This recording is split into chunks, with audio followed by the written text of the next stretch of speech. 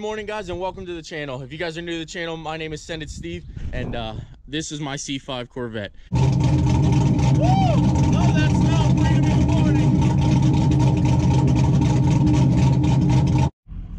What is up, guys? All right, so we are actually stopping here at InShane Designs because my C7 Z06 wheels are actually here. So we have to stop and grab them because I know Shane wants them out of his way. So let's run in. It does appear as if Mike is here. I do see the ZR1, or maybe he's not. Who knows? But anyway, I need to get my wheels. This is actually, I've seen the car a couple times. I didn't video it, guys. I'm sorry. But I was more or less waiting for him to get the, the lower valences back on it and things like that. But man, what an absolute beautiful car. Now, I am myself more of a fan of this than the McLaren. I know he might, think differently or say otherwise, but I feel like this is actually a real car. That McLaren is more of like a toy car, I'd say. Yes, it turns heads and things like that, but definitely a ZR1 guy instead of a McLaren. This is now my first time ever seeing a Demon in, the streets, we'll say. But what an absolute beautiful interior. Like, this video is gonna do no justice. But this car is just mean looking in itself. And it's so comfortable, I bet. Oh, there's the same seats as the Hellcat. Yeah. I mean, you can feel the leather. Chair driving down the road. Yeah, I mean, you can feel in the leather, like, that is gonna be a comfortable ride for sure. Kind of cool. Do you see this plaque? Yeah. Demon number 227 there. Number 227 Demon. I think these are limited to 3,300, 3,000 in the US, 300 in Canada. Wow. So there's not too many Demons. I'm pretty sure they're sticking to those numbers. Yeah. Wow. Guess I should close the door properly. Yeah. Thumbs up. Alright, guys, so today's vlog I want to talk about my brand new 2019 Chevrolet ZR1. Now, sort of my favorite thing about it is, I don't know if you guys know, but it is the only one in production right now that is a 7-speed manual transmission. So let's get out here and enjoy the drive. One of the things I want to talk about is this absolute beautiful inlay of orange stitching. And it is throughout the vehicle and an absolute treat to look at while you're in the inside. The other thing I want to speak about is the seat belts. They are actually color matched seat belts. A very, very good touch, GM. Upon deceleration, you automatically hear the gargle of this exhaust. Now, Chevrolet usually puts a mild exhaust on their vehicles, but this is absolutely a treat to drive, I must say. The back pressure and the back pops that you hear is, just amazing. It definitely makes, for the overall drive of this vehicle, a very, very satisfying feeling. A very cool option that I have noticed here with the ZR1 is that it actually projects out on the heads-up display the mile per hour of the speed limit zone that you are in, which is by far, as you can see, an absolute treat. That's definitely nice to look at. It definitely gives you the heads up. Your mile per hour is there. It tells you your gear. I mean, this car is just unbelievable in terms of technology. One of the other things I want to say is this has got to be one of the biggest hoods that GM ever displayed on one of their vehicles. Now, I myself am used to staring out over a hood that you can't see anything on. That McLaren's top end is nasty. Might be a little different for other people, when you first jump in the seat of the ZR1. But I'm not sure how well you can see there, but it does display on the bottom left that this is a 55-mile-an-hour speed limit sign. So that is actually pretty cool. Good feature for GM.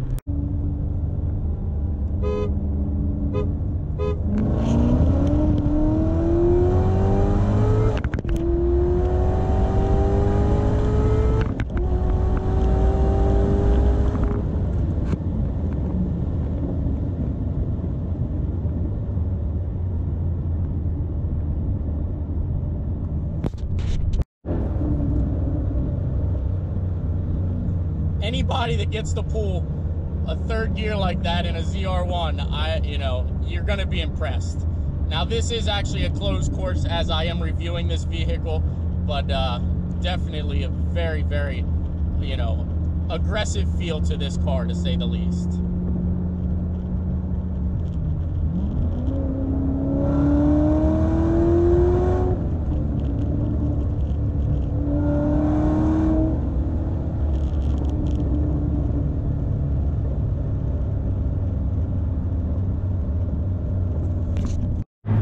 Now this car being a 7-speed manual transmission, you don't need 7th gear practically ever. I mean, that 6th gear is definitely plenty of gear. So GM, I don't understand, maybe for the top speed run, but even on a top speed run, I believe, don't quote me, but I think you're still in 6th gear. So I don't know what the bonus of having that 7th gear is, but normal driving, you're never gonna touch it. One of the absolute best parts about this car is, like any manual driver knows, you get to wiggle the stick. Now, that is definitely the plus and one of the things that I like most about driving this car. And there are plenty of features of this vehicle that I'm sure I'm gonna definitely miss. You know, I didn't play with the radio features. I couldn't get the heat to stop pumping, so it's freaking hot in here. You might notice that my face is a bit red, but this car was a pleasure to drive, a pleasure to do the reveal on, and I want to say thank you very much to Street Speed for providing me with this experience. So, again, guys, that is my review on the 2019 ZR1 Corvette. You know, it's an unbelievably humbling experience, to say the least.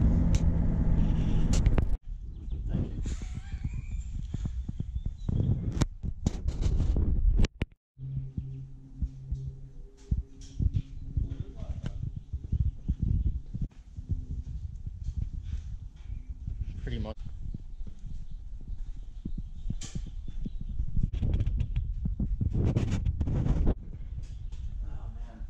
You should take these C4 wheels off, my man. Yeah, you know how many people ask me about them? What? Mike won't respond. What? About the C4 wheels? Okay, so I wanted to kind of video my personal, you know, pros and cons just from driving that 2019 Chevrolet ZR1 manual transmission.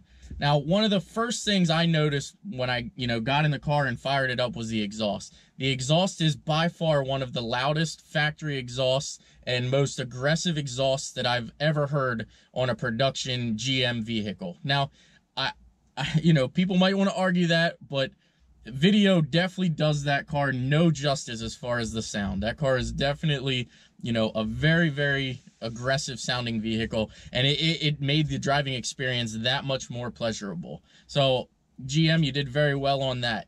As far as some of the electronic things, I didn't mess around with the radio, climate control. I tried to turn the climate control off, but obviously with driving, if I would have pulled over, I probably could have pushed a couple buttons and figured it out. But when somebody hands you the keys to a $150,000 car, you don't necessarily want to be fidgeting with, buttons and things like that you have no idea what you're doing and getting in places you don't want to go. So I just kind of sort of left it go. I cracked the windows and I just kind of sweated out, to say the least. But that car was definitely, what I want to say is first gear was absolutely useless in that car.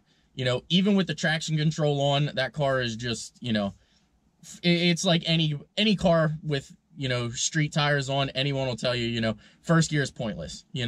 I don't care. I could take this car out here with the drag radials on right now and hit it in first gear, and it's just going to blow the tires off the back. Now, I heat the drag radials up, they're going to stick, and it's going to hook, and it's going to book. So, with street tires, it was something that I expected. Second gear, as soon as you get in about 3,200 RPMs, you had to be ready for it. It wanted to break traction. It wanted to go, but the car definitely performs very, very well for the temperatures that we were at and, the course that I was on. So, I want to say, hands down, that is the fastest production vehicle I have ever driven, for sure. I have definitely driven faster cars, but, it is what it is. I'm going to go ahead and, pretty much end the vlog here. I wanted to talk about a couple more things that I liked. I definitely liked the headliner in that C7 ZR1, and I liked the fact that it was a manual transmission.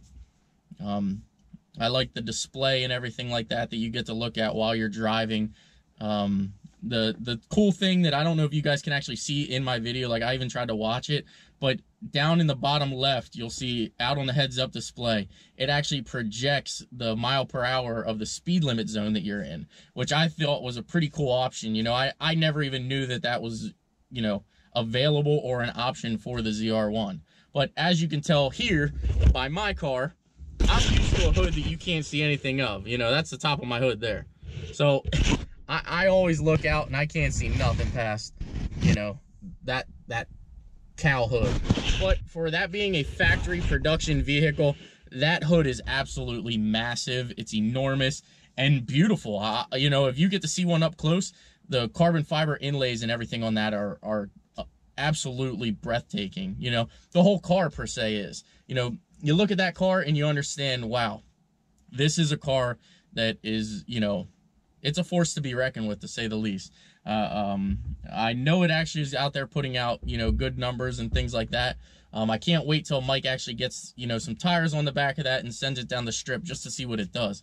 You know, and I hope he does, you know, factory baselines on it and things like that. I hope he doesn't get too crazy with heads, cam, pulleys, things like that on that car. It would be cool to see him keep it, you know, basically stock per se, in its stock formation, because, you know, let's be honest, that car is an absolute animal for what it is. So with that being said, guys, I just want to reach out and actually say thank you, Mike, for letting me, you know, have the opportunity to drive the car and experience it. You totaled a Corvette, you know, why would he throw you the keys to a $150,000 car? I mean, you know, at the end of the day, Mike is a very good friend of mine. You know, I haven't known him very, very long, but, you know, we have positive experiences together. We have fun, you know, and to be honest with you, when he brought it to my attention that I could drive it, I looked at him and my first response was, Mike, I can't afford to replace this car if anything happens, you know. And he looked at me and said, just enjoy the car, buddy, you know, just enjoy it. You know, I have faith in you. You're going to be all right, which, you know, that was pretty cool. You know, he literally handed me the keys.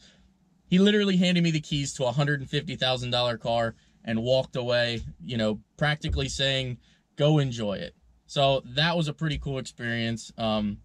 I definitely don't think I'm ever going to get that experience again, but hopefully he lets me review the McLaren. That would be something to review. So, you know, maybe I'll put something in his head about that, and maybe he'll let me do a full review on the McLaren 570S. So, all right, guys, I'm going to go ahead and sign off here. It is definitely late. As you can tell, I'm sitting in my car in the dark, but hit that like button. Please subscribe, guys. We have a bunch of content to come, including we are going to try to get this car on the dyno for Saturday or Friday. Worst case, if we can't get it on the dyno for Friday, we're going to shoot for this coming Monday. So I will have a video footage of this car on the dyno, you know, putting down hopefully some tremendous numbers. Stock heads, stock bottom end, guys. We got to keep that in mind. The only thing that's done to these heads is, you know, the valves, springs, and retainers. Only thing done to the head, or to this motor, is a cam. It's the only internal motor work that's done. Cam, push rods, springs, and retainers. So we have a bunch of things coming. I can't wait to get this thing on the roller with a clutch in it and the new fuel pump and things like that. Intake's brand new. Throttle body, you know, things like that. So I can't wait to get this on the dyno, guys. Thank you, take care, and I'll see you guys in the next upload.